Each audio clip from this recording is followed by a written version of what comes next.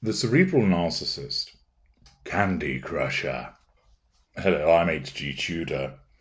As you know, I categorise narcissists into groupings of school, main schools being lesser, mid-range, greater and ultra, with sub-schools existing for lesser, mid-range and greater, and cadre, victim, somatic, cerebral and elite. My extensive work helps you understand the different categories of a narcissist, so that having undertaken a narc detector and learned which narcissist you may be dealing with, you can then fine-tune your research and watching and learning by accessing relevant information about the suitable subschool and cadre. I recently provided you with an intriguing series demonstrating a cerebral narcissist in action, and I would encourage you to watch that to not only increase your understanding of the identification of the narcissistic indicators, but also see how it manifests with a cerebral narcissist. Many of you have identified similarities with regards to people that you have known in your lives.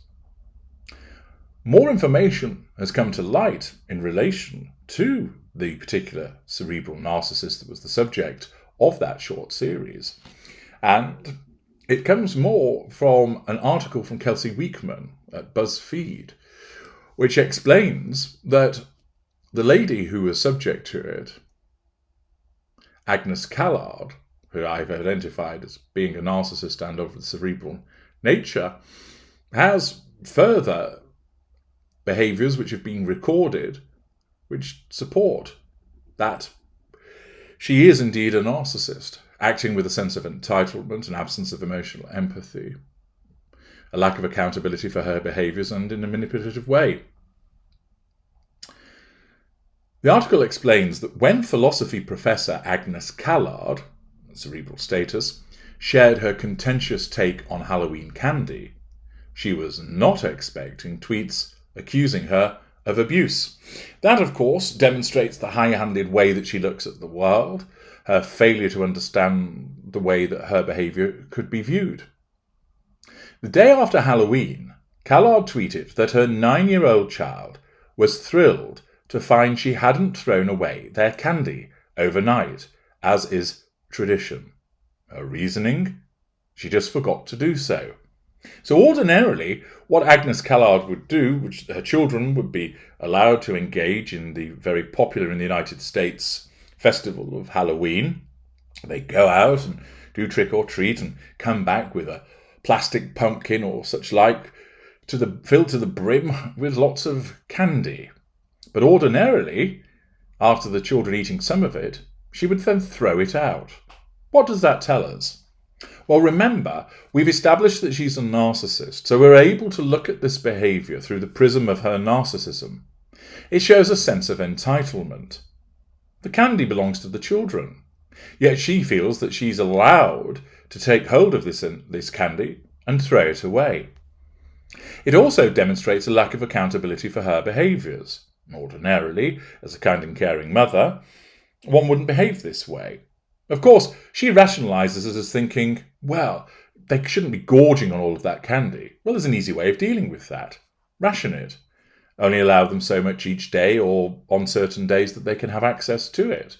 And therefore, you are not upsetting your children by throwing away something they've enjoyed gathering and that they see as belonging to them in a world where children don't own a lot.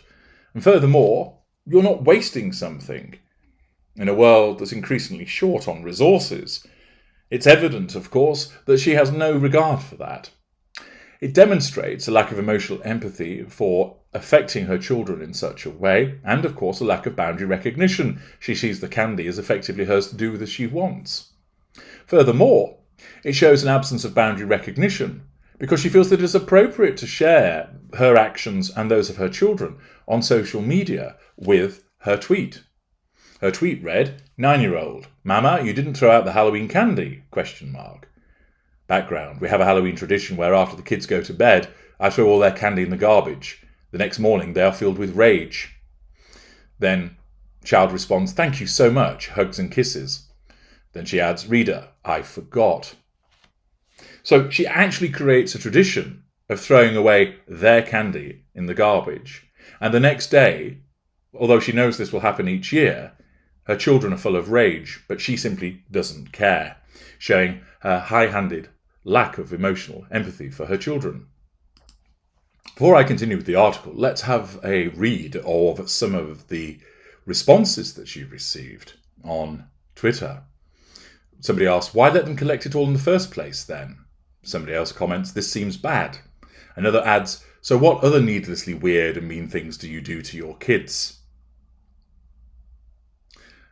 Someone else writes, love family and traditions. Sometimes me and my parents get together and enjoy each other's company. Somebody else asks, why don't they just hide the candy from you? Shucks, just so you don't hate it when you forget to abuse your children. Really brings down the holiday vibe. Somebody else comments, why do you even take them out on Halloween? Your kids' memoirs are going to look a lot like mine would. I was raised by a malignant narcissist. How to cut your monster out of your life. Interesting. Somebody else puts, oh, you're a philosopher. Okay, this makes sense now. Then somebody else comments, don't be surprised when you find out your kids are constantly lying and hiding things from you. And it's not because they're bad kids either. Ouch. What in the fuck? No wonder your kids feel like they need to do shit like this. And of course she then follows this up by saying that she's found her 8-year-old secret candy hiding spot, the basket of the hot air balloon that's hiding in the corner of the room. She, of course, has a pinned response to all of this, where she states, people who are morally outraged on behalf of my children, don't come crying to me when your children write boring memoirs called My Parents Were Always Nice. This shows her haughty attitude to other people, the need to nullify the threat to control posed by people criticising her poor parenting, and demonstrates the way that she believes that she's superior and right.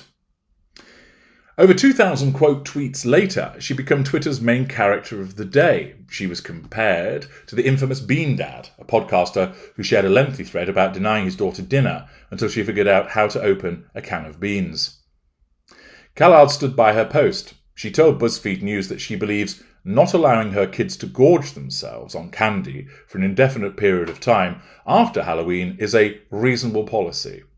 I think the people who follow me are used to this, but this particular tweet escaped the orbit of my usual group of followers, i.e., what happened was that ordinarily those who follow her are of a similar mindset to her, coterie members, but this one was more widely circulated. She said, those people may be unaccustomed to or simply not know how to interpret a less varnished picture of parenting. Rather condescending, you don't know how to interpret it. I think most people do. They recognise that such behaviour is unpleasant and possibly even be viewed as abusive. A few defended her, but many responses called her a shitty parent and cartoonishly awful. Wild, you just abuse your children for no reason, one person tweeted. Callard told BuzzFeed News she was very surprised by the backlash. This demonstrates her inability to understand other people and is demonstrative of her absence of emotional empathy, which she claims has extended past Twitter to death threats via phone and formal complaints to her department administrator. This isn't Callard's first brush with controversy. In fact, she's been publicly bracing herself for it. In June, she contemplated how she would handle further cancellation, a guest essay for the New York Times titled, If I Get Cancelled, Let Them Eat Me Alive. She recorded an incident in 2019 in which she drew backlash for crossing picket lines, lack of solidarity, lack of emotional empathy, to teach classes at the University of Chicago, while other professors were striking in solidarity with graduate students.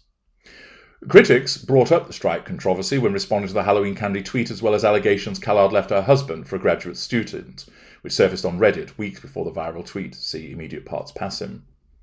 She told BuzzFeed News that she's addressed all of this publicly before. Dismissive, haughtiness, very publicly in fact.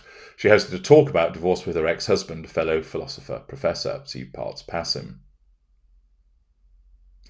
And of course, since she's a literal philosophy professor, Callard had a mini-lecture prepared about the response to her parenting, cerebral approach, nullification of threat to control, and she stated, there seems to be a need to kind of build a narrative around this candy thing. It's somehow important to people to be able to read this as a sign in a larger story, or as a clue as to some deeper fact about me, even when this requires substantial interpretive creativity. The emotions that sustain this reaction, which are sometimes ecstatic, depend on the public development of this story. So I understand the reaction to my tweet as an attempt to retell my story, to cast me as a different person in light of the anger generated by the tweet. In a way, it's almost a protective behaviour. Once that anger is felt, and once the crowd is committed to it, it has to be justified, or else the community's moral sensibilities are called into question. High-handedness, condescending, word salad. Of course, internet virality doesn't exist in a vacuum. Going viral for one thing might find you reckoning with everything from your past that your dissenters can dig up about you. So be on alert before you become the next Candy Mum. So a useful incident which underlines her narcissism, showing various narcissistic indicators, and also the way that she handled the backlash as well, being demonstrative of the fact that she subconsciously experienced the threat to her control and therefore subconsciously responded in order to nullify that threat to control. I'm H.G. Tudor. Thank you for listening.